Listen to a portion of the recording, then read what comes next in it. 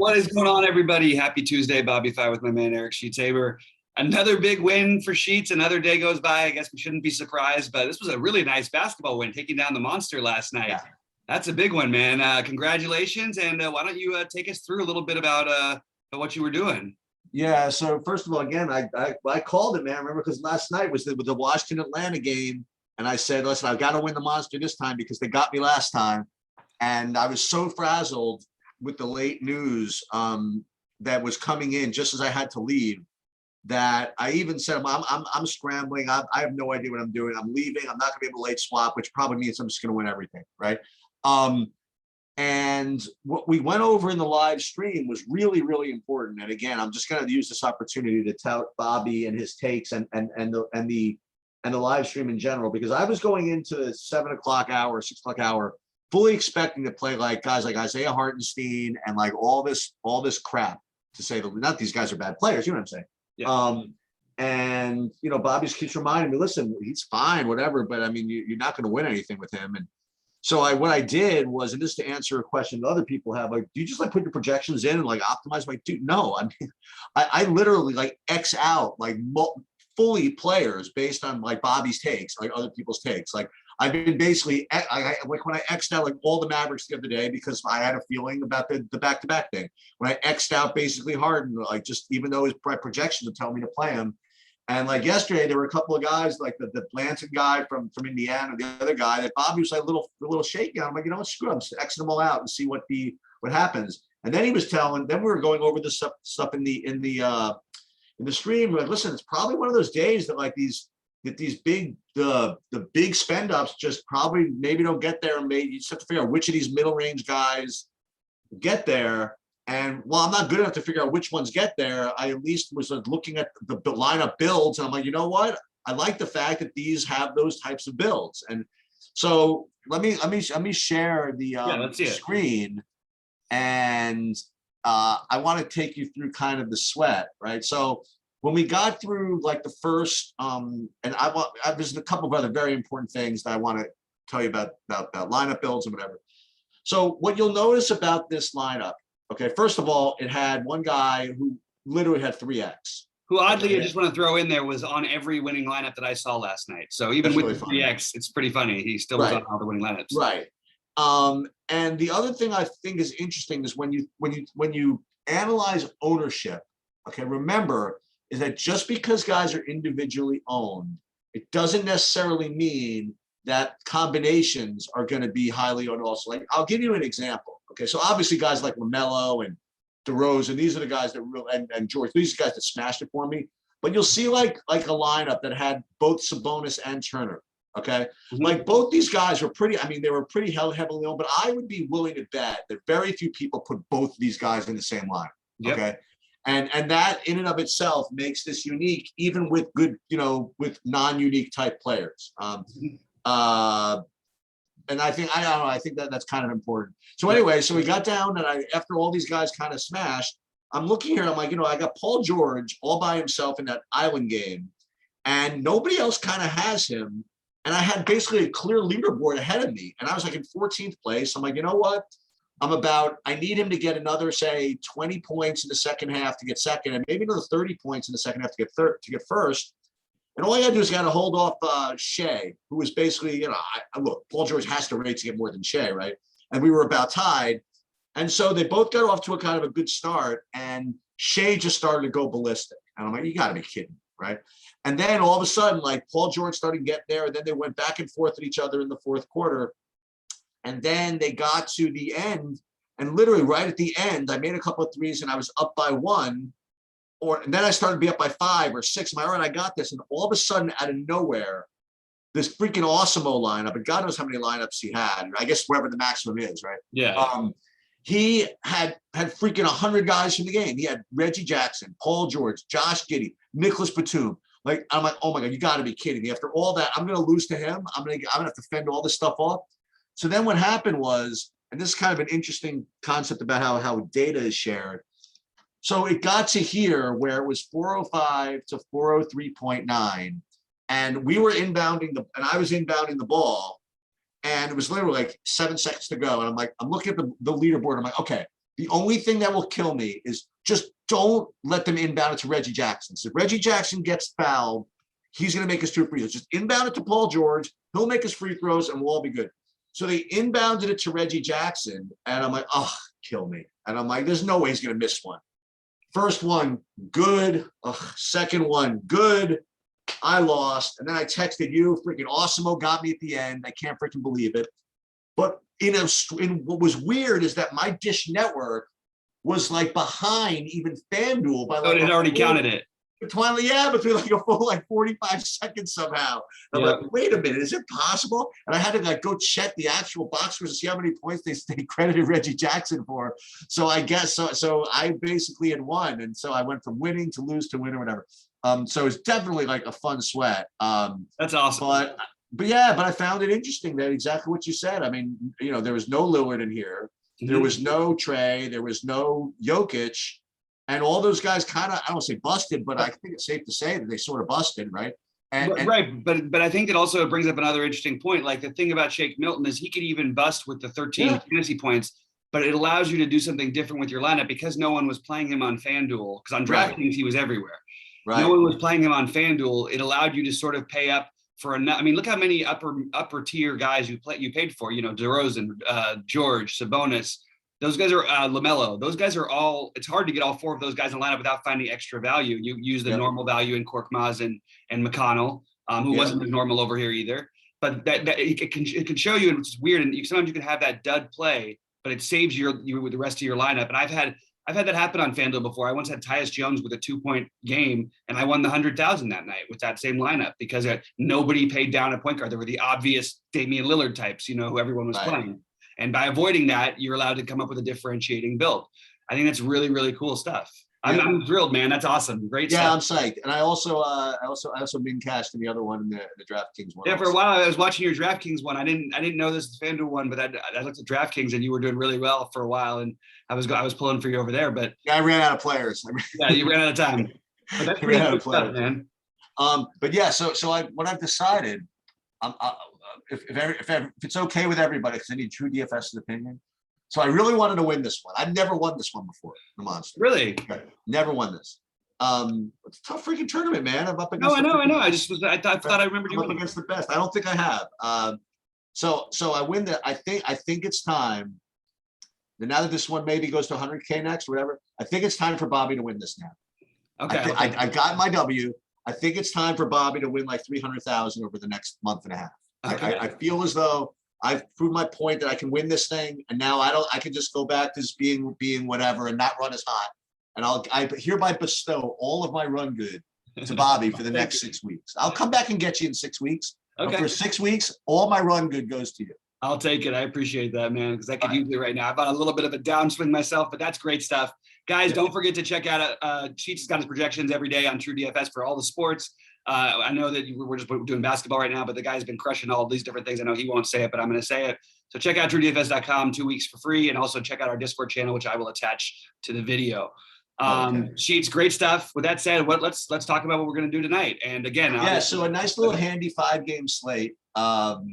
And one thing that's been good for me, reason I've been doing well is because they haven't had these like enormous scores, and I can't really I don't do well on those enormous score days. So maybe I think tonight might be I don't know. We'll see. As far as news goes, again, this is totally early, as we saw from yesterday. Just everything changes, and I really just encourage you.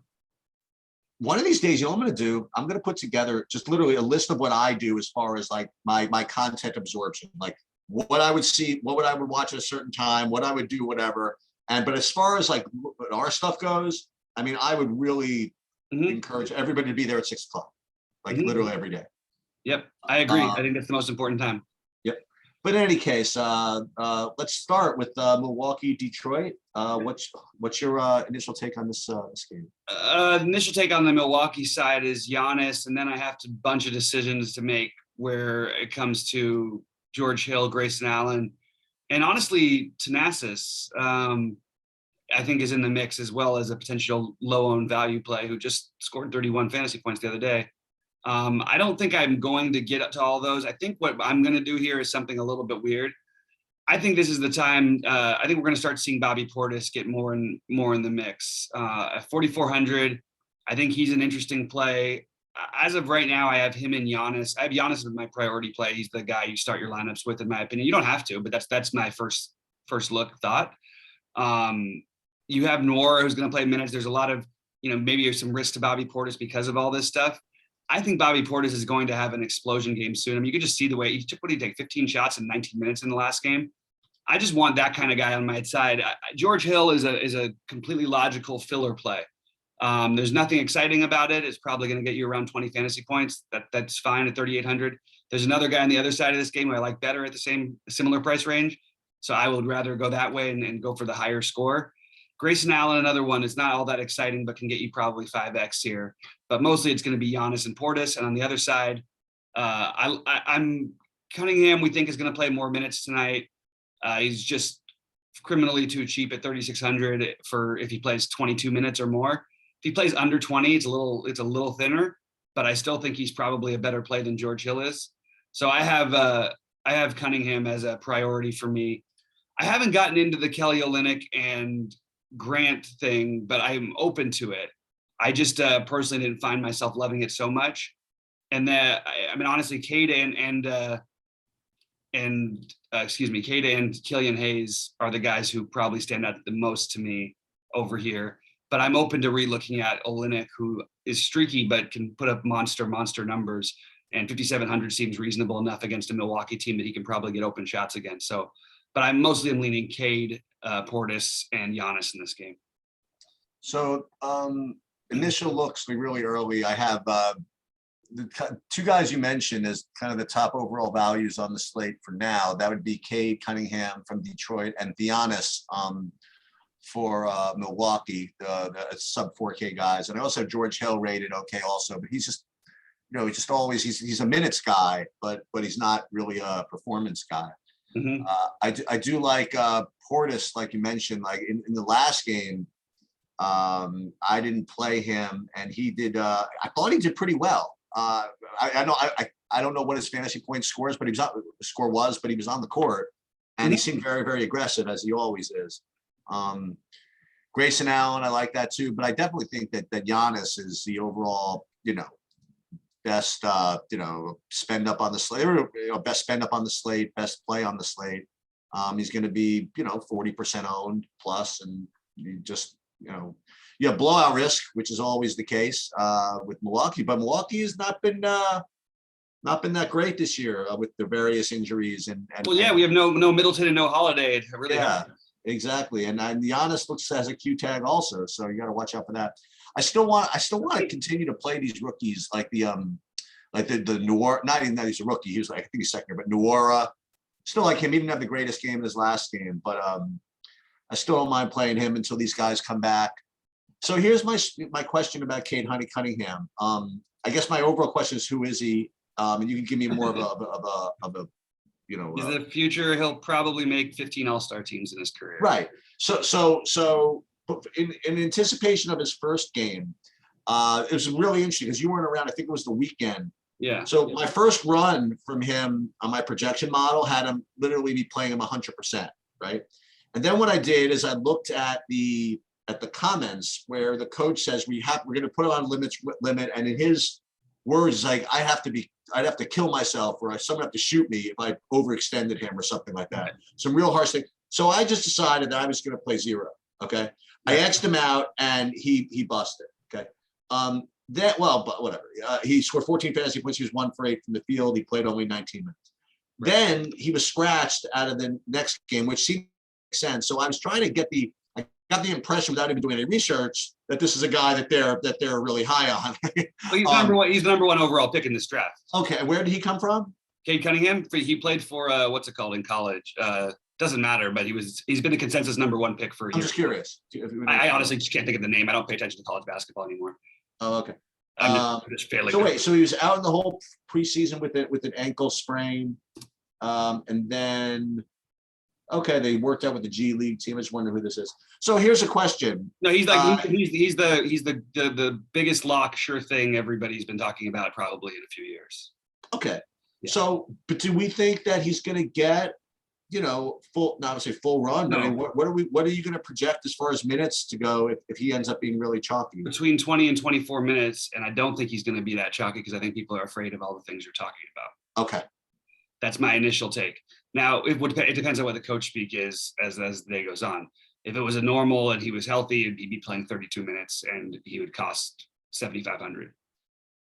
Or he'd cost 3,600 and be Andre Drummond. 1,000% owned, yeah, and totally fail safe. I was close with Drummond's fantasy points. I predicted 70 last night. He didn't quite make it. I really thought that was like, oh, he's going to do something nuts.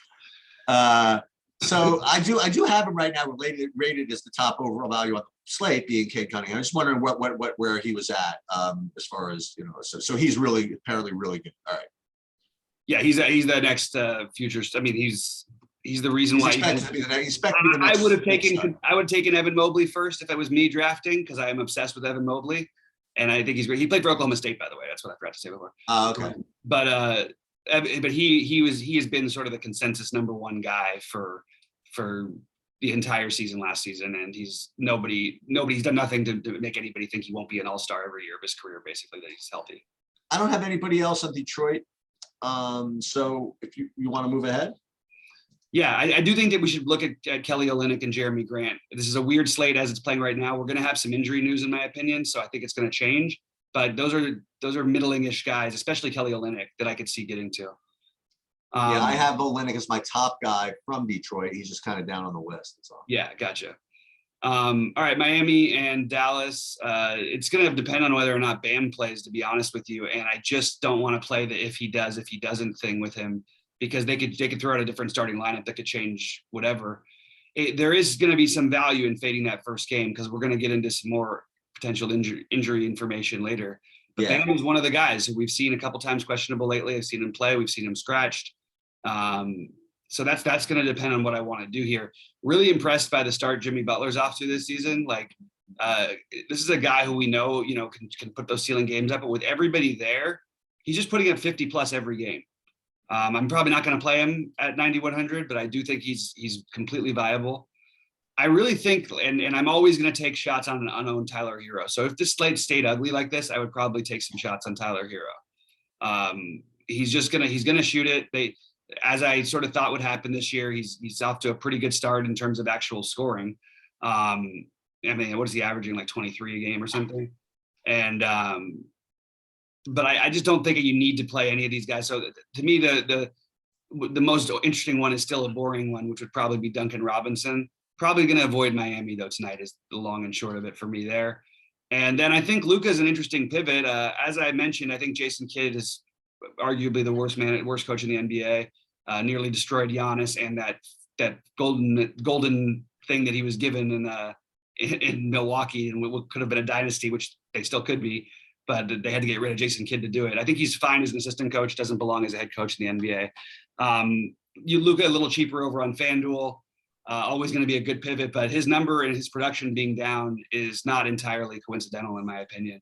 So I am sort of blah on both the sides of these games, and he's included in that. And but by the way, we need to know about Kristaps too, so that's the other one. Very, very hard to analyze these games with these guys not knowing what's going to happen with Kristaps and Bam.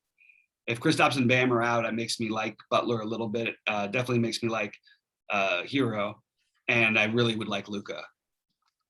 Yeah. So first of all, we have to watch this Dallas thing, because Kleber's out, right? So if Kleber's out and Kristaps is out, then Powell. People will play. I mean, Powell will get 5 run, but the thing is, they have nobody to play. I mean, they have nobody to play the 4, if that makes a difference.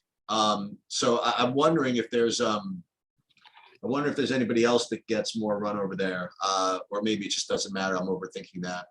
But can I pause for 1 second? I'm sorry, I got to run and grab something really quick. Sorry about this. Yeah, we go.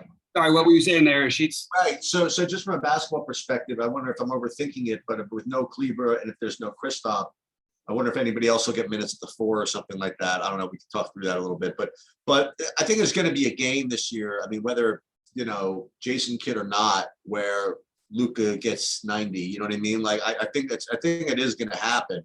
And I mean, if I ask my son, I mean, he's like, well, if Kristaps is out, isn't everybody playing Luka? Like, yeah, you'd think so, but it just hasn't really worked out for him so far. I mean, he's had a couple of duds, but I mean, Jason Kidd or not, I mean, he's still Luka, and it's still Luka without Kristaps. And I don't know, maybe he is a good pivot off of Giannis. I mean, he's definitely a good pivot off of Giannis. So it's going to work. That's the question. Right.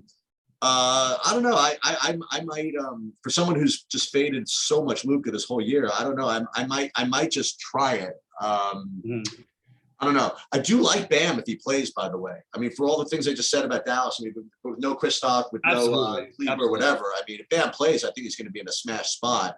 Absolutely. So I do like him if he plays. Butler is just kind of a play for me. Nothing, no big deal. But should we analyze Dallas a little bit more? Or like you said, we should just wait until you get confirmation that Kristaps is out and stuff like that. I don't think anything about the four is a real thing. Okay. I don't think anybody needs a power forward. Dorian Finney-Smith does play power forward, but Miami doesn't have any power forward anyway. They're playing PJ Tucker, who's a shooting guard / center. So I don't think it matters at all. But I do think it matters in relation to Powell. I think I think his minutes will go up. And I think, he played 33 in the last game. So that's probably the first one I would look at. And then I would think that DFS, Dorian Finney-Smith, would be probably a little bit more viable. But I don't know, other than Luka, I don't think it necessarily translates so much to those guys. Okay, you want to then move on? Yeah, Sacramento and Utah. I like I really like the Sacramento team. I actually don't even know their record at the top of my head. I just have watched them, and I actually made a couple of bets on them, and they've won for me both times. They're a much better basketball team than they have been in recent times. This is a game that jumps out to me that I immediately would like. Utah's a team I don't tend to like to bet against in the regular season. They're a very good regular season team who I feel like doesn't have any real chance in the postseason to win it all. But from a DFS perspective, I'm having a hard time knowing exactly what I would want to do here. I like these guys in real basketball life. It still feels like a lot for Harrison Barnes, even though he's been producing completely fine for it. It's not in this matchup probably. So I don't know that I would play anybody, to be honest with you. I have mild interest in Rashawn Holmes. This thing about how Gobert this is not the kind of guy Gobert shuts down. And Gobert is not like, he's a good help side defender, a good regular season NBA defender. He has gotten in many, many ways incredibly overrated, especially as it comes to one-on-one matchups. So Rashawn Holmes is probably my highest level of interest, and I don't even think that's very high. On the Utah side, I like Gobert, actually. I think this is a good type of matchup for him. Put up 48 last two times. That's how these teams played. Nothing crazy, but 8K seems like a very reasonable price, especially if we don't end up with Bam. I think he makes a lot of sense. I don't know if I'm going to end up doing any of it, though. I think that, honestly, the best play in this game, and he would have to get hot to get there, is Bogdanovich. But these teams are balanced. They're pretty low. They're pretty full. You could make an argument for Darren Fox, I think, but I just don't feel myself loving anything here. Again, it's early in the day, so we'll see how much we have to spend. But I messed around with some builds, and I couldn't find anything that I really liked from this game. How about you? I didn't do any builds yet, but I do come up with DraftKings as with Gobert as a really, really good play. As usual, there's competition at the position, but I do like him as a play here. And just on a site-specific thing, I do think that I'll probably get on to that Darren Fox on Fanduel is particularly egregious, actually. I mean, he's like 7,700 that's crazy over there. So I would take a look at that. And then if you want to be like Bobby, I'll just play him at 8,600 on DraftKings at 5%. Maybe that's the idea. Maybe it's not the worst idea in the world. I mean, dude, same thing as last night, man. If the Detroit game blows out, and Luka continues to be semi-broken for this, you know what I mean? Like maybe none of these spend-ups get there, and you want all kinds of stuff like Darren Foxes and Devin Bookers, and you know what I mean? And we'll get to that game in a minute, you know. So I don't know. Maybe Darren Fox is the one thing I worry. Like, this is what we noticed last year. Now with Halliburton taking up the time in the backcourt and Mitchell also starting, he hasn't even hit 50 fantasy points today. Right. He hit 45 was his highest. He hasn't hit 40 outside of that one game too, and that was the first game of the season. So just buyer beware there a little bit on D. And he's not getting. I mean, like he gets to the rim, and he's not getting the. I mean, This is Gobert's not a big. That's not happening. Yeah. Yeah. For sure. Okay, so that's pretty much all I got. All right, let's move forward. New Orleans and Phoenix. All kinds of injury possibilities here, by the way. Yeah, this is and the point spread would probably suggest that they're going to be out. Although the point spread the other night really suggested that Jokic wasn't going to play, and he played. Brandon Ingram and Devontae Graham. I don't know how to break down a team with I guess we say without one of them. Man, it's really hard to do. Well, if both of them are out, we know Herbert Jones is going to play a million minutes. I honestly just pause this for just a second. Yes. I was just saying that I don't know how to break down this game with knowing that those guys might be out. Like that's a huge thing. So I guess Nickeil Alexander-Walker's usage would be through the roof if they're both out, or it should be. But he's not cheap. So I this is where you're going to gain some leverage if you skip the early games, which is maybe why I had so little interest outside of like my guys in the first game: Giannis, Cade, Portis, maybe Hill or Powell. I'm sorry, maybe Hill. But I don't know, or maybe Powell if we get Kristaps information. But this just feels like we should be waiting unless we get a better feel throughout the day whether they're playing. And you used to say to me that, I wish you should have somebody who knows. I genuinely am telling you right now, the coach doesn't know if they're playing. It's not like we're speculating on something else. Now we have to remember that stuff. So I can't go and assume that Brandon Ingram will or won't play. I just can't. And I don't know what to do without it. If one of them is out, I guess Josh Hart would jump up too. Joe Val would become a better play. If both of them are out, Josh Hart would jump up.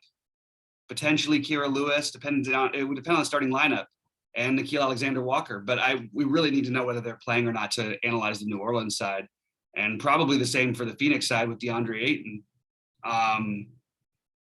So I have a very wait and see approach on this game, which is making it very difficult for me to build right now. I think it's more important to talk about how to play DFS than how to play this game. So when it comes to analyzing this particular spot. Mm-hmm. So a couple of things that Bobby hit on. Number one is you can make the argument that if you don't get news before, say, 6:45 on the New Orleans and Phoenix, that maybe, like you said, that if you have borderline plays that you're thinking about at the 7 or 7:30 games, you should just push it forward, and just play somebody else. You could also make the counter argument that those games might be lower owned as a result. So if you really, really like someone one way or the other, mm-hmm. you should go for it. But the other thing that's I think even more important is you just, if you don't get news by 6:45 and if they're still questionable, you just are just going to have to be around. And you know what I mean? Like what I did last night is just not going to fly tonight. I mean, you're just going to have to be around to get some clarity. Otherwise, you're literally just gambling. I mean, you could say, "Oh, I'm just going to presume they're all in, and if they're all in, I just got lucky," right? Whatever. Right. You're just going to have to be around for them. The way the time kind of lays out, I don't anticipate you get the news until, at the very least, after the 7:30 games go. Right. You might get it before Sacramento, Utah, which is really not that big of a game for DFS for us anyway. Right. I mean, so right. It's not like that big of a deal. But I think that if you're between, let's just say you were between Luka and Anthony Davis, for example. You know what I mean? Like I think that you should play Anthony Davis, right. And just gives you a little more flexibility in case it doesn't, the New Orleans news kind of, breaks the way you want it. And I agree. I think it's completely boneheaded to try to speculate who I'm going to play. Yeah. I'm going to wait to see projections. I'll probably make it a point, by the way, if there's no update by 6:45, I'll come back to the computer at some point during the evening. If unless they get to news like 9:55, my blood pressure can't handle that. But, right. But if I get it like 9, I'll probably come back and just post something, because you really do need to jump on that. I mean, you want to have some, but okay, if DeAndre Ayton's out, JaVale McGee's a good play. Is he? Right. I don't know. You know what I mean? Right. All the guys you said of New Orleans, all those guys are out. I don't know. Is Willie Hernandez a good play? Hernan Gomez a good play? I have no idea. So we'll just wait and see on that, and then we'll just go on. I will say that I think that Devin Booker's might be a good play regardless. Right.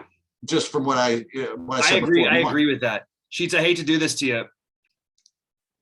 Sorry about that, guys. I got a little, I don't know what's going on. I don't know if it's for my fast or whatever, but I've had this sickness for the last couple of days that I just can't seem to shake. So sorry about that. Anyway, Sheets, sorry. Please back to what you were talking about with New Orleans. And we were talking about Devin Booker, actually. Yeah. Is that I think regardless of what happens in the New Orleans side, I think Devin Booker is a strong player. Actually, I shouldn't say that. I mean, all those guys from New Orleans are out, then I think the game could be a shit show. But in any event, I like Devin Booker a little bit, and just kind of those middling 8K players who always have kind of upside. And although I don't play him all that often, it's hard to say that Chris Paul isn't cheap at 7,400 also. So I like both those guys a little bit. Yeah, I can get behind the Booker thing for sure. If Ayton's out, especially, but even if not, I think he's still a really strong player. I think it's a really interesting conversation if you want to go Booker versus Gobert. I think they're pretty close. So I like both those guys quite a bit. And then the one guy you didn't mention who you like to play sometimes, and I tend to like him on more ugly slates like this one is looking like, would be Mikal Bridges. Oh, nice. So I'm putting him on my list. All right. How about Houston and LA? Let's see. The interesting thing to me about the jumped out, I would have thought the Lakers would be about a 14, 15 point favorite against this team. And not to say that 10 isn't a lot, but I just had that feeling. So I was wondering as I was looking. Now LeBron doesn't generally miss home games. Even when he's been rested, he has done it more on the road than he has at home when it's been midseason things. But that's another thing that you get, like, what if you do get a LeBron isn't playing tonight? I mean, then Westbrook and Davis become the two best plays on the slate, you know? Right. And you won't have them if you're playing the early games. So there is some value in trying to play some of these other things. And there's always pivots you can go to. We also have on the other side, Deshaun Tate and Daniel Tice still questionable, which does sort of open things up a little bit. But like, you know, we mentioned before with, I like Devontae Graham if he does play, but Jalen Green at 5,800 is an easy pivot. And it's 600 difference, but you'll probably have more guys in these games anyway. As of right now, the way I would look at it is I think Kevin Porter Jr., Jalen Green, Christian Wood all have good arguments. I think those arguments are better if Deshaun Tate and Daniel Tice are out. If Deshaun Tate plays, I like Deshaun Tate. I don't like any of the Lakers if they all play, but I do like. I mean, I love Westbrook and Davis if LeBron doesn't play. And I actually think if I had to side with one of them, if they don't play, it would be Anthony Davis. So if they all play, see, here's the thing. Like if they all play, they're going to project as all kind of like good plays. They're not great plays. They're all going to project worse than Giannis. I'm just talking about given everything else, like probably worse than Bam if he plays. For me, I'd have even Gobert a little bit better than these guys. But one of them, I mean, they could have good games. And if this slate were a little shorter, I would say, you know, maybe you just need the raw points to get that done. But I just think you'll be able to get points from other places. Now, if one of them is out, then I think the other two both become somewhat in play. And then you have blowout issues with, as you mentioned. I mean, I don't know. What did you say the spread was? 14, 13? It's only 10. I thought it would have been higher. But, you know, the fact is that the Lakers can, you know, they're also not the type of team that puts beatings on people either. You know what I mean? No, they are. They just haven't realized who they. No, but what I mean is they just don't feel like they need to. You know what I mean? Like I think they're just trying. I think they're just trying to figure it out, and I think they're trying to, more importantly, get their rotations down. Yeah. So I think they will. I think they will shortly be the kind of team that is going to beat the hell out of people. Okay. And everything you said from Houston is fine. We could also just try the normal stuff. Like you can try Christian Wood, Kevin Porter Jr. And it's pretty clear that if in fact you're gonna get a game within 10 points, it's gonna be because at least one, maybe both of them just really, really do well. So If you want, you can play Kevin Porter Jr. and or Christian Wood with one of the LA guys. I guess that would be something you could do in the late. And again, it fits the late night game situation. Like instead of playing, let's say you were thinking of doing Luka Butler, right? You want to just hold off on spending that type of money till later to get Phoenix news or New Orleans news. Then I think you can get away with. Yeah, it's a little more speculative, right? To play that the Lakers Houston game is competitive as opposed to Miami Dallas, but at least I know where the Houston. I think I know where the Houston performance is going to come from, right? Between Christian Wood and Kevin Porter Jr. And then so I think that's fine. But I suspect that one of the Lakers will be ruled out. I have no idea why I think that. I just have this weird feeling, like you said. I mean, the Vegas is kind of telling you that there's a chance somebody gets ruled out. If they're all playing, I'll lay 10. You know what I mean? Like that seems a little ridiculous. So maybe you're right. Maybe they are telling you that one of these guys might get ruled out. But fortunately, we don't have to. It's just late swap, so we can wait as long as we want. We can. The only problem is you have to match up. Right. Who you're playing instead of with the LeBron thing. It's a tricky one. It's going to make builds a little bit of a headache today. I think more than people realize. So as of right now, I'm pretending they're all playing, but I would not surprise me the slightest bit if LeBron ends up getting ruled out. I don't think there's anybody else really in danger of getting ruled out here. But you never know. We've seen a lot of weird things. My most owned player of the football slate was announced out right before, and there was not even a hint of him. It was just a personal matter that came up. I don't even still know what it was. Who? Calvin Ridley. Oh, you didn't see? What was it? Oh, there's a whole thing about it. He said he's stepping away due to mental health issues. There's a whole. I thought he said he needed to get his mental health issues right, but I thought it was because something happened with his family. I didn't know that. Oh, maybe you're right. No. Those were initial speculations. So you're probably more updated than I am. That was his statement or something like that. Huh.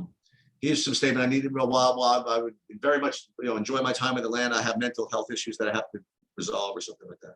Jeez, that's really too bad. Anyway, but yeah, it is a weird slate. Make sure to be with us at 6 Eastern. If you guys, I know it's frustrating sometimes not to have more decisiveness on the early slates, but this is how basketball is. It's not going to change much. You know what I mean? Well, I can take the thing is the small slate. I'm going to take I'm stepping back and looking at that for a second. I mean, you do have two games that could end up being just really, really blowout-y type games. And the bookend games, like the Milwaukee-Detroit game, which is going to have the best player on the slate. You might get 3 quarters out of him, but he's just that guy. He's going to get 3 quarters and he's still going to get 50. He's just going to do it, And the Lakers, Houston, if like I said, if you wait too long, you might end up in a situation where all 3 of them play and a 15-point spread. And you're like, oh God. So it is that I think it is going to be kind of a tricky one. Just come at 6. Hopefully by then we'll have some clarity and we'll help bestow that to you. Yeah, because of all the question marks, I can only say my priorities are more in the early games. Giannis, I love the Portis idea. Cade, Hill, and Powell. As Powell, assuming that there's no KP, no Kristaps. Then with later games, I think what you do is you're going to have, if you do want to try and stack them, just make sure you have pivots that keep you within like leaving 1,000 on the table. I think you don't want to leave any more than that if you're going to do that. So, hey, is Thanasis any good? Yeah, he's fun. He's active. He's out there. He does stuff. Whenever I see him out there, I like, when I first, obviously when he's in the league, I'm like, he's just a freak show, just because he's Giannis's brother and they let him in the league. But when I see him on the court, he looks like he can play a little bit. Yeah, he does a bunch of stuff. He doesn't really, he took 15 shots in the last game, which I don't know if I've ever seen him take 15 shots before in all of his, in all of his games combined previously this year, he only took like 19. But he's out there, he's active when he's out there. The minutes are totally in flux with him. But that might be a sign if we don't get if there is in fact, and it may have even been announced that if there is in fact, we don't have Middleton, we don't have Holiday. There's minutes that can go around that can spread. I'm going to speculate with Bobby Portis, but I like the idea of Thanasis as well. All right.